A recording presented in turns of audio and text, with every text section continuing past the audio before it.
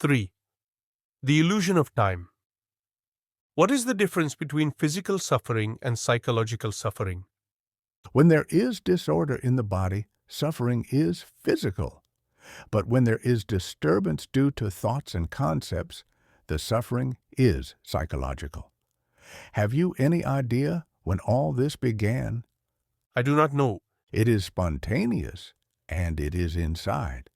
But how and when was registration made of the first day of life? From death, birth took place. Prior to that, there was no consciousness. To what was this title of birth given? Just look into that. What is really born? A concept is born. Even to say that a concept is born is not the full truth. What did actually happen? Time and space appeared. You will have to do plenty of dhyana yoga to come up with a correct reply. There are any number of Upanishads and yogas like Hatha Yoga, Patanjali Yoga, and others. But I know only Atma Yoga, which is self-knowledge and nothing else. Out of a common heap of wheat, many types of edibles are prepared using different methods.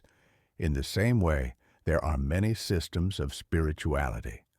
I am not interested in nibbling at the various delicacies, methods, and techniques, but only in the main course, which is the primordial source of all existence. How and why did the state of my beingness, my existence, and the entire manifestation arise, and out of what? In that original source, there is no feeling of my presence. To that ultimate source, how did the state of existence resulting in differentiation, duality, happen? The Upanishads and various systems of yoga are conceptual fantasies. I did not go into all these at all. I inquired only about my non-beingness and beingness and how and why they did come about. That I am born is itself. But this is a concept which you have accepted. It is a hearsay. Every moment we are born. Yes, every moment births take place. But what is that material which is born? Whatever that may be. On the non-beingness, beingness has appeared, and in the beingness, thousands of births and live forms are created within a moment. But the background of all this is nothingness only. There should also be a knower of this nothingness, and this knower is nothingness too.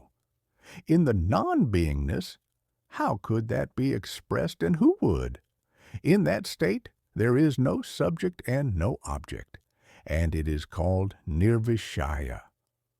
But in the beingness state, both subject and object are there, hence it is called Savishaya. Have you understood that Patanjali Yoga deals with duality? Have you studied the yoga? Does it deal with yoking one or unyoking? I've read a little. The yoga deals with duality. Out of what did Patanjali create duality?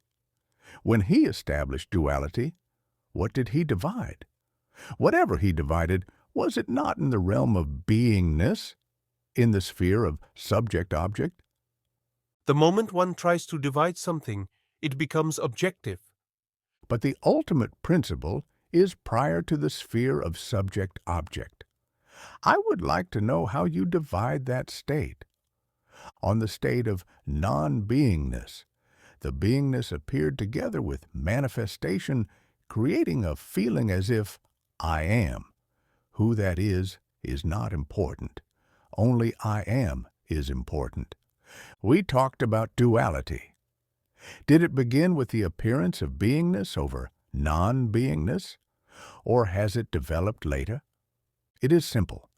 When the beingness, that is, the I-amness, is felt, it is obvious that quality has begun.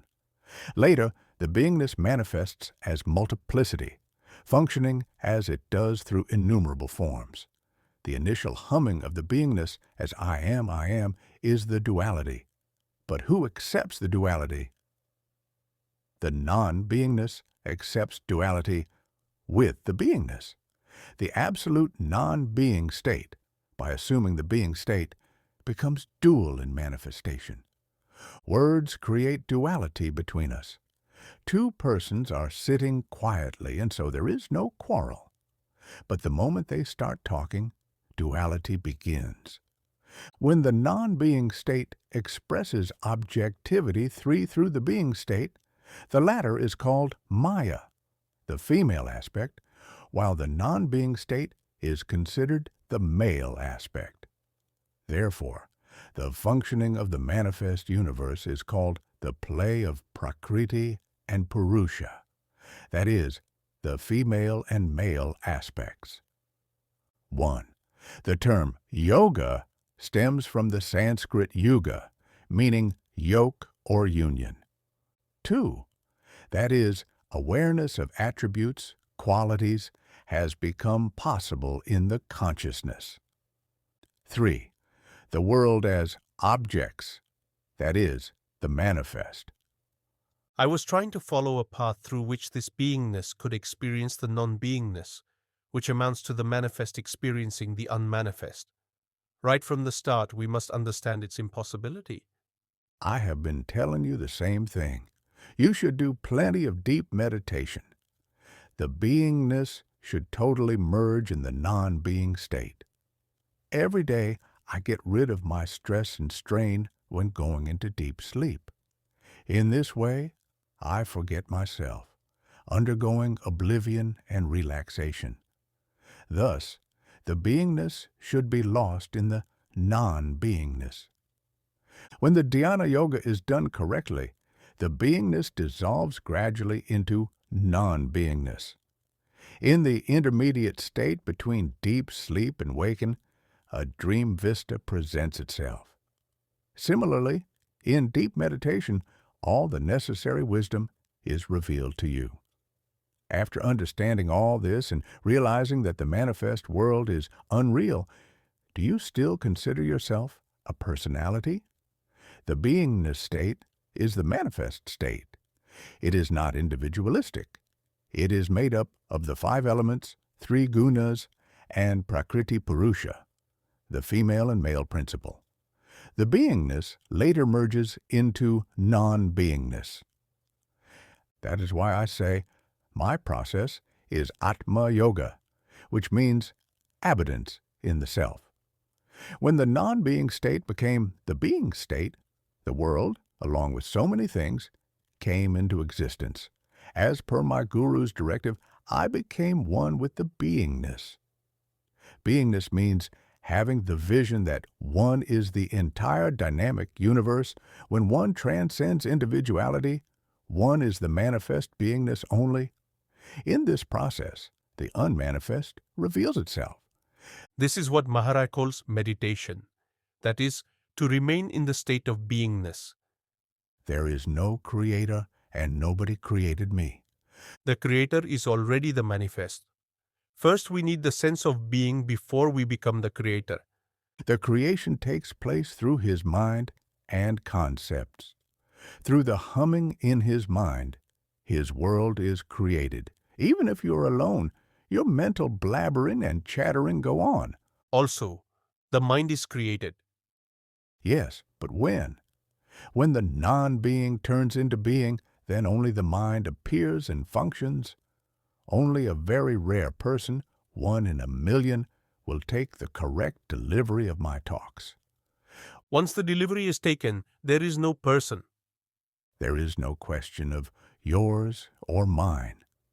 In the ocean of my manifestation, millions like you are crawling around like waves and ripples. With the exception of a guru, all others are ripples. But what is a guru? Is he a material sustained on a piece of bread? It is another word for the indescribable. My guru told me that first I, as an individual, should accept a guru, and that the guru would lead me initially to the manifest and then to the unmanifest. But the guru is the manifest state.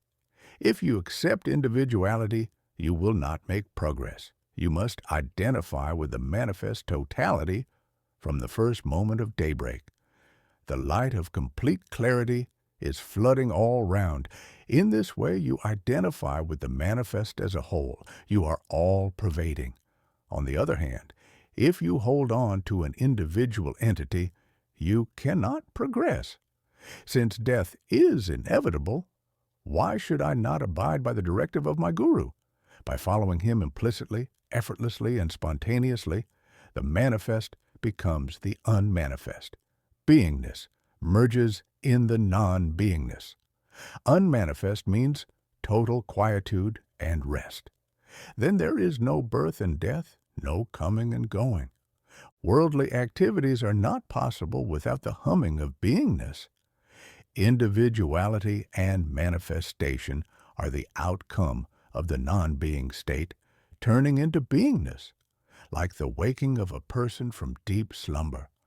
A person in deep sleep and the person fully awake are one and the same.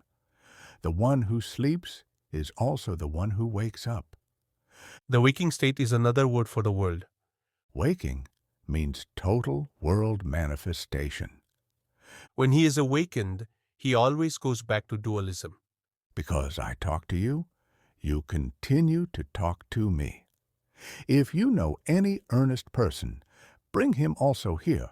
Very rarely I tell somebody to come here. Once or twice I have done so. I like people who are eager to understand.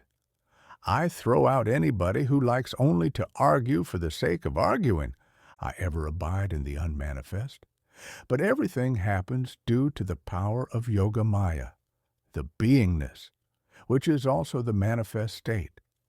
A great Marathi poet refers to the unmanifest state in his poems and brings out the following. Just think of a barren woman, untouched by anyone, who conceives and delivers a child. In the same manner, the Yoga Maya has delivered the manifest world. That is, the beingness, which is the outcome of the food essence body, has projected this manifestation, and it is the image of my guru. The unmanifest and the manifest, the Yoga Maya, can never be together. A person translated the book IAmThat into a foreign language, and he wants to give it the title of Tat Tvam Asi. I do not like that. Either keep the title I am that or none at all. But Mr. Maurice Friedman had agreed. I do not agree, and also do not dilute the contents of the book with your understanding, even though you may consider yourself a Jnanani. Do it the same way Friedman did. The exact and original text should be translated with no modifications. I now realize after meditation that the essence of your teachings is contained in IAmThat. If you want to realize the meaning of I am that, go into deep meditation, but you, the manifest, should merge in you, the unmanifest. That is the ultimate meaning. Whatever experience I get of the world and God is not due to any favor or obligation of God, but is entirely due to me because of my state. If I were not, I would not have had the experience. I did prevail and do prevail always. Because of my beingness, I experience the world. I now see clearly the oneness in the teachings of three seers or acharyas, Shankara, Madhava, and Ramanuja. All the creations emanate from the Mula Maya, the primary illusion and its secret humming. All words, talks, and titles refer to those emanations. Similarly, all these images are the chatterings and expressions of somebody. The images are the products of the love talk and coming together of two persons. The state of beingness is termed as God. The godly state is the entire manifestation. It is my state in experiencing. It is duality. But my unmanifest state is non-dual, and in that state there is no experiencing and manifestation. I, the Absolute, am not the state of being. In spite of all the spiritual knowledge, you are not inclined to give up the experiences at the body-mind level. If you do not identify with the body-mind sense, you will transcend into the beingness first, and later you will transcend even the beingness. However, You want to keep your individuality at the body-mind level as well as experience, and be in both the beingness and non-beingness states, which is impossible. I, the Absolute, am the witness of my beingness, which is the total manifestation. This state is being glorified with very high attributes such as God, Maheshwar, etc., and worshipped by many people. To them, such a talk of mine may smack of mischief. If I say I am not that, then there is also I am that. Experience does not mean the experiencer. The experiencer is experienced. The experiencer is an object, but is taken for a subject.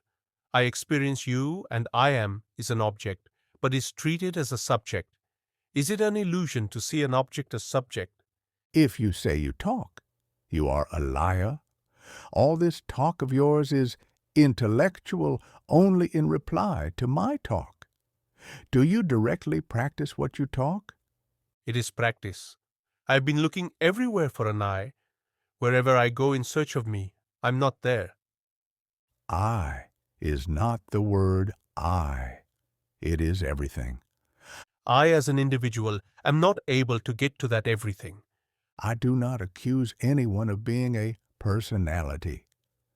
You identify yourself as an individual. Fear of death does not allow you to transcend into beingness. Only the false wants to continue as the false. I, the Absolute, am not the personal I. The personal I cannot tolerate the impersonal beingness and is afraid of death. The factual eternal I, the Absolute, has no fear of death. That which you want to sustain, nourish, and maintain by 5 elemental stuff is not you. Since you identify with something unreal, there is the fear of death. You, the Absolute, are not the personal you, but for all the 24 hours, the personal entity you is watched, nourished, and protected so that it may continue on and on. In short, you watch, nourish, protect, and guard that which you are not in actuality. When you meet a lion, you have 2 alternatives. Either you run away, or you allow yourself to be eaten by it. There is a third alternative. You threaten the lion, since either way it is going to kill you. So why die like a coward out of fear? Attack it bravely and knock out some of its teeth. One who is afraid of time becomes a prey of time, but time itself becomes a prey of that one who is not afraid of it. One who transcends time, the beingness and its attributes, abides in the Absolute. A Jnanani consumes time continuously, while all others are being devoured by it. A Jnanani is beyond time, the 5 elements, attributes, and emotions. We have to be very careful that we do not set up something as real that one intends to consume. You presume to be a Jnanani, but you are filled up with so much stuff. To fear time is like fearing an unborn child. I did not state that I consider myself to be a Jnanani. Time is the child of a barren woman. Is pointing to the visitor and another person. Both of you are eminent personalities known for spirituality, and you have come well armed to attack me. But I tell you, you cannot locate me. Why am I not afraid of time? Because even the dissolution of this manifest universe, the Brahman, cannot destroy me. Prior to, during, and after the dissolution, I, the Absolute, ever prevail, untouched, untainted, and unchanged. While dying, with what identity will you die? If you are certain of your death, why suffer a lowly death? Die nobly and honorably. Before death, be the highest. Be the infinite, the Absolute.